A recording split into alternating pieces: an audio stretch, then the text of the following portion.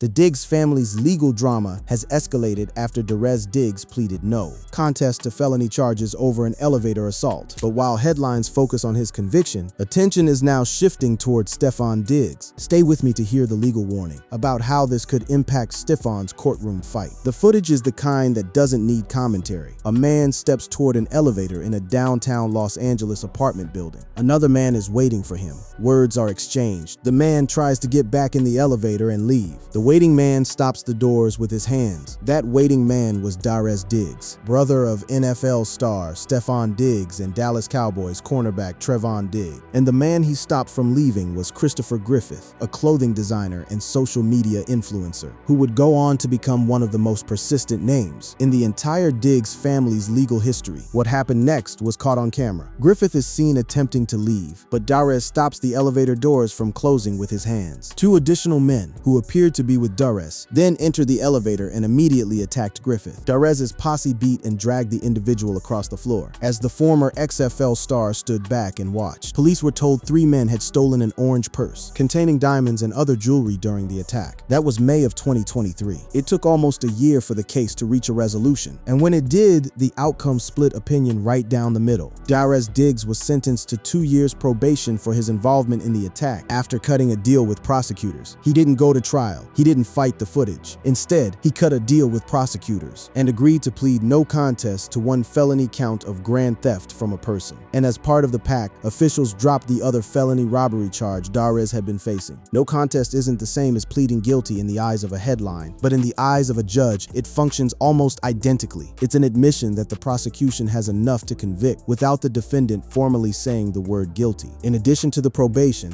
Derez was also ordered to perform 20 hours of community labor. No jail, no felony conviction on the books beyond the plea itself. A man who orchestrated a beatdown that left another man dragged across an elevator floor, and the sentence was probation and a couple dozen hours of community service. It's the kind of outcome that makes people ask the obvious question out loud, and plenty of fans did. Upon the news of the sentencing of Derez Diggs, many fans took to social media to explain how they felt about him receiving 2 years of probation for the attack, with many believing the weight behind his last name is the reason for his light punishment. Griffith wasn't done though. A criminal sentence doesn't erase a civil claim, and Griffith had one ready. Christopher Griffith sued Derez, claiming he was left with pain, suffering, and emotional distress from the attack, and additionally filed a lawsuit seeking $100,000 in compensation for jewelry and other belongings he alleges were in his possession at the time of the incident. The civil case remains ongoing. Here's the thing about that elevator though. It wasn't the end of Griffith's connection to this family, it was the beginning. Because 2 years after that beatdown, Griffith would resurface with an entirely separate set of allegations. This time, they wouldn't be pointed at Derez. They'd be pointed directly at Stefon. By the time Derez's plea deal made headlines, Stefon was mid-trade, headed from Buffalo to Houston, riding the wave of being one of the league's most coveted receivers. Nobody was talking about his brother's elevator case in the same breath as his own name. Not yet. That would come later. And when it did, it would come from Griffith's own mouth. In the summer of 2025, Griffith went public with claims far more serious than a stolen jewelry case. He said Stefon had drugged and sexually assaulted him back in 2023, and he didn't stop there. He alleged on social media that Diggs drugged and sexually assaulted him and conspired to have him killed to suppress his gay bisexual secrets from becoming exposed. Griffith also alleged that Diggs orchestrated a violent assault on him in an elevator. That's the connection. The elevator attack that put Derez on probation wasn't some unrelated family scandal. Running parallel to Stefon's life, according to Griffith, it was retaliation tied directly to the same man, the same night, the same set of grievances. And Griffith's attorney made that link explicit in court filings, saying his client is looking forward to showing the world in court that regardless of the fairy tale fabricated by Mr. Diggs' high-priced New York lawyers, he is the victim of Mr. Diggs' unwanted sexual advances and his brother's violent attacks. So you've got one brother already sentenced, and you've got the same accuser now sitting across a courtroom from Stefon himself, in a case that's still very much alive as of this year. That's the setup. That's what makes Now Stefon Is Next land the way it does, because this isn't two unconnected family embarrassments. It's one accuser, one story, two Diggs brothers, and a timeline that keeps circling back to the same night in May of 2023. But to understand how Stefon actually ended up sitting in his own courtroom and how deep this stretches, you have to go back to where the elevator attack itself began. Not the sentencing, but the incident and the years-long tangle it created. To really get why this elevator attack sits at the center of everything, you need the full picture of that night, because the plea deal only tells you the ending. The elevator attack featuring Darez Diggs took place on May 29, 2023. Darez was waiting for Griffith on the 16th floor of his Los Angeles apartment building. Upon seeing Diggs, Griffith tried to re-enter the elevator, but Diggs stopped the doors from closing. Two more men entered the elevator, attacked Griffith, and took a bag from him that police said contained diamonds and other jewelry. That's a planned confrontation. Darez didn't stumble into Griffith in the lobby. He was waiting for him on his floor, and the moment Griffith tried to retreat, Darez physically prevented the doors from closing. That's not a spontaneous argument that got out of hand. That's someone making sure the other person couldn't leave before what came next. Griffith went public almost immediately, posting the footage himself. Taking to his Instagram story, Griffith shared footage of the attack and called out his apartment complex for allegedly allowing the men to loiter in the building for hours prior to the assault. Think about that detail for a second. Hours. This wasn't two guys running into each other, and things escalating in 30 seconds. According to Griffith, Darez and his associates had been positioned in that building for a long stretch of time, waiting. Once the footage was out, the legal fallout came in two separate tracks, criminal and civil, and they moved at very different speeds. On the criminal side, prosecutors charged Darez, and the case dragged through roughly a year of proceedings before that plea deal landed. On the civil side, Griffith went straight after Darez's wallet. Griffith has since filed a civil lawsuit against Diggs, alleging the attack left him in a state of pain, suffering, and emotional distress, and also seeking compensation for $100,000 in valuables, including one-of-a-kind items, which he says were stolen during the incident. That civil case is still grinding along even now, years later. The victim, Christopher Griffith, sued Darez Diggs for inflicting pain and emotional distress upon him, and claimed $100,000 in the form of damages, and the civil case continues to go on. Civil suits move at their own pace, especially when there's a parallel criminal case that both sides are watching closely. And especially when, as we now know, the same plaintiff has a second, much bigger case, running against the other Diggs brother at the exact same time. Now, who is Darez outside of this incident?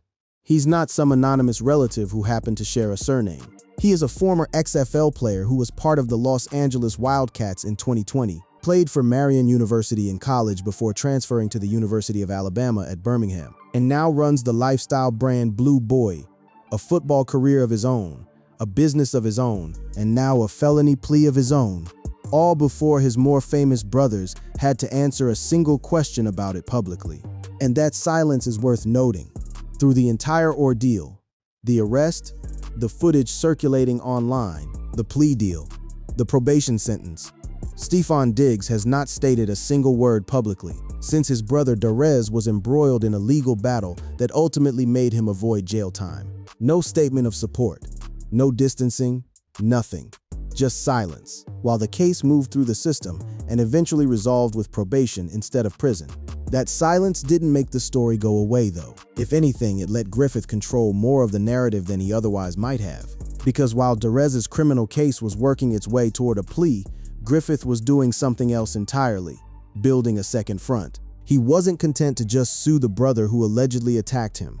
He started connecting dots publicly, tying that elevator night to an entirely separate encounter he says he had with Stefon 2 years earlier, at Stefon's own home. That's the moment this stops being a story about one brother's bad night in Los Angeles and becomes a story about a family's mounting legal exposure. Because once Griffith went public with the sexual assault allegation against Stefon himself and explicitly framed the elevator beating as retaliation for it, the two cases stopped being parallel.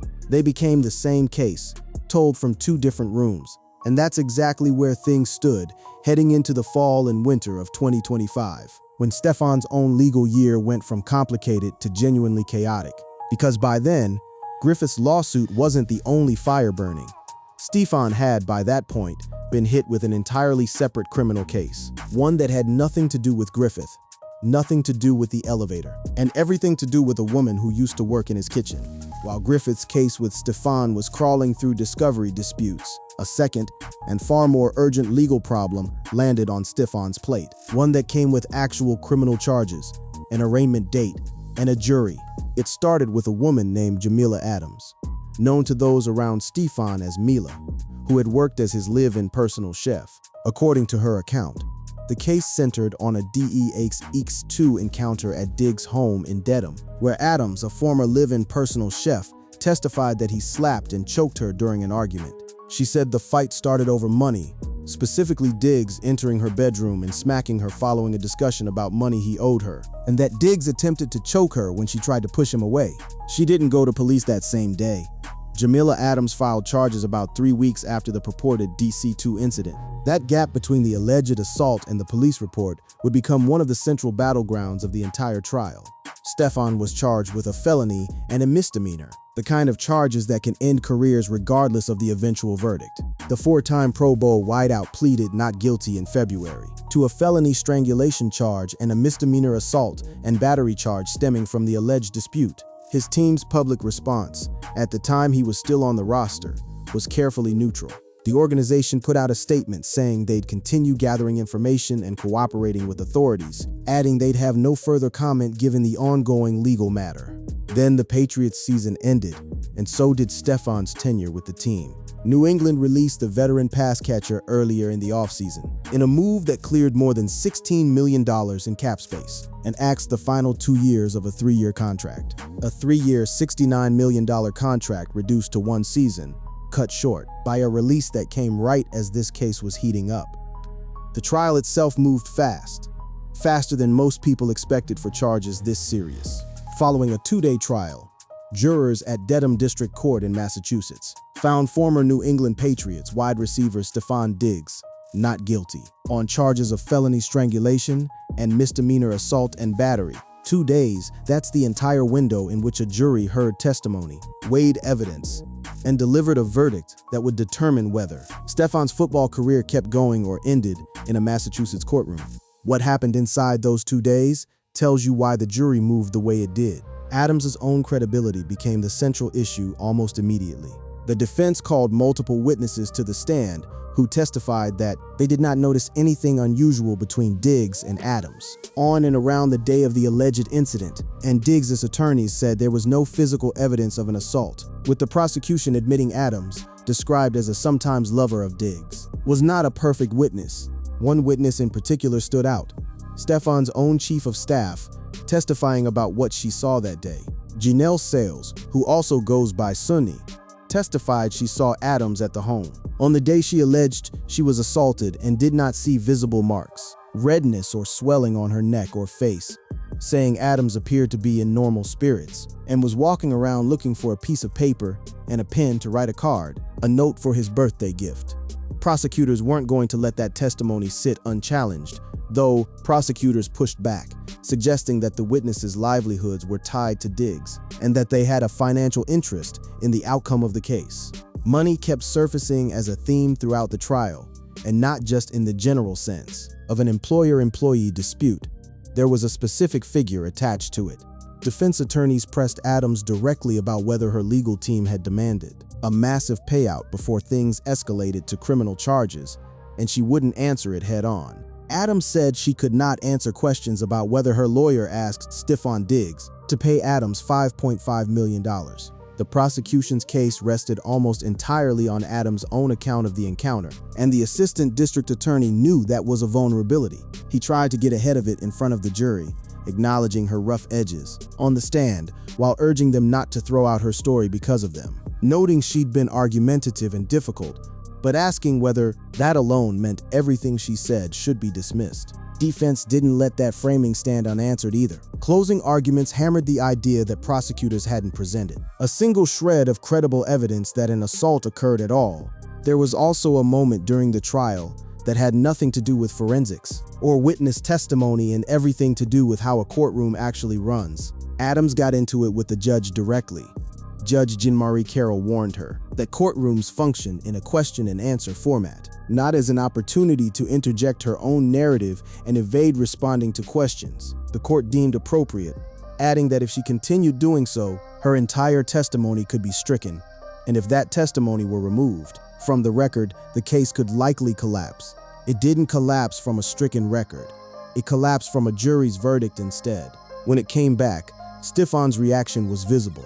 Diggs was visibly emotional as the jury found him not guilty on charges of felony strangulation and misdemeanor assault and battery. His attorney didn't hold back afterward either, framing the entire case as an attempt to weaponize a serious issue for financial gain, telling reporters that domestic violence allegations shouldn't be manufactured as a way to extract money from someone. That verdict cleared Stefon of criminal liability in the chef case. But a not guilty verdict in one courtroom doesn't erase every other legal file, sitting open with his name on it, and the NFL made that distinction crystal clear within hours of the acquittal. A league spokesman said they'd continue monitoring developments in a matter that remained under review of the personal conduct policy, which doesn't require a conviction to act. And that's the thing about 2026 for the Diggs family. The chef case wrapping up didn't mean the legal exposure wrapped up with it, because sitting right behind that trial, still very much alive, was the case that started this whole story in the first place. Christopher Griffith, the same man who says Darez beat him in an elevator, and the sexual assault allegation he's been pressing against Stefon in civil court this entire time. While the chef trial dominated headlines for 2 days in May, the Griffith case had been quietly grinding through discovery for months. And it didn't stop just because Stefon walked out of Dedham District Court a free man. If anything, it picked up speed almost immediately after. Let's rebuild exactly what Griffith is alleging, because the details matter here. In October 2025, Diggs filed a libel lawsuit against Griffith, who posted Instagram stories in summer 2025 alleging Diggs drugged and sexually assaulted him during a May 2023 encounter. The two had attended a charity basketball game in Washington, D.C., went to a club, then returned to Diggs' Rockville, Maryland home, where Diggs says he went to his bedroom while his assistant asked Griffith to leave, and nothing more happened. Griffith's account is nothing like that. Griffith's version differs dramatically. He alleges Diggs offered him candy laced with drugs and sexually assaulted him in Diggs' Porsche in the driveway, then claims he locked himself in a bathroom for 45 minutes before Diggs' associates beat him, robbed him, and dropped him at the airport. A month after Stefon's defamation suit went in, Griffith fired back with his own filing. Griffith's November 21, 2025 counterclaim accuses Diggs of sexual battery and alleges Diggs orchestrated a violent attack 1 week later. That's the loop closing again. The same elevator beating that got Darez a probation sentence now sitting inside Griffith's countersuit against Stefon, framed as one continuous act of retaliation rather than two unrelated incidents involving two different brothers. Since that filing, the case has moved through a string of discovery fights that keep the story alive month after month. In June, a federal judge stepped in and told Stefon his answers weren't good enough. A federal judge ordered Stefon Diggs to give a more complete account of how he knows Griffith, ruling that simply labeling Griffith an acquaintance does not cut it. When Griffith asked Diggs to describe their relationship before the night in question, Diggs offered little beyond that single word, and the judge ordered him to provide a truthful, complete, and non-evasive response within 14 days, with sanctions on the table if he failed to comply. The court didn't stop there either. It also directed Diggs to provide fuller answers about his interactions with Griffith in May 2023 and to identify the people who were present at his Rockville, Maryland residence during that period. 2 weeks later, Stefon found himself back in the news for pushing back against a different kind of request. Griffith's side wanted his financial records. Griffith accused Diggs of sexual assault and filed a request for Diggs' financial information, specifically regarding the income he's received from his football career, and Diggs asked the judge to avoid granting the request because it's not relevant to the case. Griffith wasn't satisfied with what he'd gotten from the defense up to that point, but Stefon's legal team held firm that there was no reason he should have to hand over that kind of financial detail. And then just this past week, another development landed, one that suggests Griffith's side thinks it has real ammunition. TMZ reported he's turned over a mountain of paperwork to back his claims. TMZ reported that Griffith turned over text messages between the pair to back his claims, with the report reading that Stefon Diggs' male sexual assault accuser claims. He turned over more than 100 pages of text messages and other communications with the NFL star to back up his claims in court. There's an odd wrinkle buried in that exchange too, a dispute over who's even hiding what from whom. Stefon had claimed Christopher failed to turn over Instagram messages, but Christopher said Stefon has those messages himself. Stefon claims Christopher blocked him on Instagram, and he can't see their old messages anymore. So he asked the judge to order Christopher to hand them over. Two grown men in the middle of a federal civil case over an alleged drugging and sexual assault, arguing about who blocked whom on Instagram. It's the kind of detail that would sound almost funny if the underlying allegation weren't as serious as it is. A pre-trial hearing for this case was already scheduled for this past summer, meaning it's inching toward an actual trial date, rather than staying stuck in the discovery phase indefinitely. And unlike the Chef case, this one isn't criminal. There's no prosecutor, no jury pulled from the county, no possibility of Stefon facing jail time directly from it. But a civil verdict against him would carry its own kind of consequence, a financial judgment, a public record, and a permanent tie between his name and the word sexual assault, regardless of how the criminal case in Massachusetts turned out. And Griffith's lawsuit isn't the only civil front still open either. There's another accuser entirely, someone with a completely separate history, with Stefon, and a completely separate set of allegations that surfaced around the same time. Here's what makes this story different from a typical athlete in trouble headline. There isn't just one accuser, and there isn't just one case. By the middle of this year, Stefon was juggling at least 3 separate legal threads at once, on top of whatever fallout kept trailing his brother. The third front involves his ex-girlfriend, reality TV personality Mulan Hernandez, also known as Mia Jones. This one started with Stefon suing her, not the other way around. On February 26, 2025, Diggs sued Mia Shymir Jones, known as Mulan Hernandez, and Brianna Mack in Harris County District Court, alleging they orchestrated an extortion scheme. Hernandez didn't just fight the suit, she countersued with her own allegations, and hers reached back further than anyone else's. It followed a suit filed by the wide receiver in February 2025, alleging assault and extortion by Hernandez, and his ex-girlfriend also filed a civil countersuit against him in a Texas court in April 2025, which became public in October 2025, alleging that Diggs had attempted to stop her from reporting physical abuse in 2024. So line them up: an ex-girlfriend alleging abuse from 2024, a designer alleging drugging and assault from 2023, with a brother's elevator beating tied to it as retaliation, a private chef alleging strangulation from just this past December. 3 separate women, 3 separate years, 3 separate legal venues, and Stefon is a named party fighting allegations in every single one of them at the same time. The league has been watching all of it, and its posture matters here because the NFL doesn't need a criminal conviction to act. The NFL's personal conduct policy doesn't require a guilty plea or conviction to suspend a player. The league conducts its own investigations, and the commissioner's exempt list remains a possibility if charges escalate. A special status that allows a player to not count against the 53-man roster while facing serious criminal charges, though it's rarely used. For a while, that exempt list stayed theoretical rather than actual. Stefon kept playing through the fall, kept producing on the field even as the legal headlines piled up around him. He finished his first Patriots season with 85 catches for 1,013 yards and 4 touchdowns. His 7th career 1,000-yard season, overcoming a 2024 torn ACL to become quarterback Drake May's most reliable target. As the Patriots posted a surprising 14-3 regular season record, their best finish since 2016. They even made a Super Bowl run on the back of that production before the Patriots ultimately released him once the season ended. Then came the not guilty verdict in the Chef case, and with it, the league's official position on that particular file. After Diggs was found not guilty of felony strangulation, assault, and battery charges in May, the league closed its review of the wide receiver's conduct in June, determining that there was insufficient evidence of a personal conduct policy violation. One thread closed. 2 others, Griffith's federal suit and Hernandez's Texas countersuit, remain wide open. Both still working through discovery, both still capable of producing a verdict that could reopen the league's conduct question all over again. And professionally, that not guilty verdict was supposed to be the green light.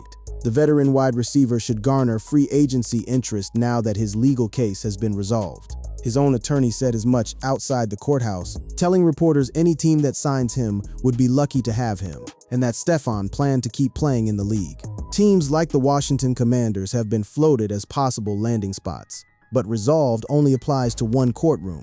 The other two are still very much running, and any front office doing its homework knows that a not guilty verdict in Dedham doesn't touch what's sitting in a federal docket tied to Griffith, or what's still working through a Texas courthouse tied to Hernandez. As for Darez, his probation clock is still ticking. His civil case with Griffith is still unresolved, and he's never said a public word about any of it, same as his more famous brother never has. Trayvon, the third brother, has stayed almost entirely out of the legal fray himself. Though his name got dragged back into headlines the same week, Stefon was formally accused in the Chef case. When the Cowboys parted ways with him on the very same day, the news about his brother broke. So where does that actually leave things? One brother already sentenced and still fighting a civil suit tied to that same elevator night. Another brother acquitted in one courtroom, but still answering discovery orders in a federal case built on the very same underlying accuser, and still facing a separate countersuit in Texas from a different woman entirely.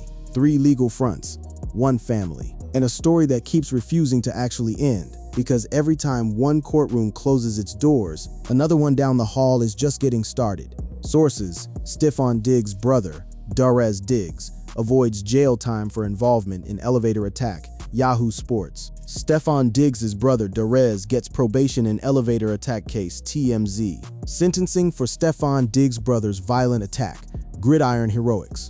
Report: Stefon Diggs' brother receives stiff sentence for his role in brutal elevator attack, Total Pro Sports. Musician Christopher Blake Griffith sues Darez Diggs over attack in LA elevator. Where is the buzz? Darez Diggs, brother of NFL duo, penalized with 2 years of probation, Yardbarker. Judge orders Stefon Diggs to explain relationship with sexual assault accuser, Complex. Stefon Diggs refuses to share NFL contract details for sexual assault case, Complex. Stefon Diggs' legal trouble continues as male sexual assault accuser turns over texts, Yahoo Sports. Stefon Diggs' male accuser provides texts as evidence in sexual assault dispute, Yahoo Sports. Stefon Diggs found not guilty of assaulting and strangling his former live-in chef, Boston Globe. Jury finds Stefon Diggs not guilty of assault. Strangulation, ESPN. Stefon Diggs found not guilty of assault. Strangulation charges in alleged incident with private chef, CBS Sports. Expatriate Stefon Diggs found not guilty in assault case, Pat's Pulpit. Everything to know about Stefon Diggs' messy assault trial. The Root. NFL star Stefon Diggs found not guilty of assaulting his live-in chef, NBC News. Stefon Diggs lawsuit update. Patriot star faces criminal charges plus 2 civil cases. All About Lawyer, https://allaboutLawyer.com. Stefon Diggs lawsuit update. Patriot star faces criminal charges plus 2 civil cases over assault and extortion.